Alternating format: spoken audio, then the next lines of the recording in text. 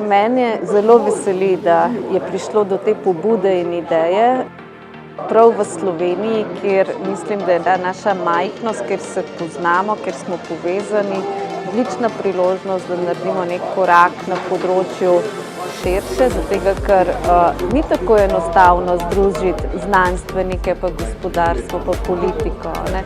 Tu na tem današnjem dogodku pa dejansko dokazujemo, da ni to samo pobuda industrije ali pobuda akademskega sveta, ampak je naša skupna pobuda. In upam, da bomo skupaj v mednarodnem svetu pokazali, da je v Sloveniji tisti biser, ki se ga da nadgraditi in posnemati in da vplivamo ne samo na druge evropske države, ampak da začnemo posegati tudi na globalni jug, kjer je potrebno narediti tudi premike v smeri bivanja z lesom.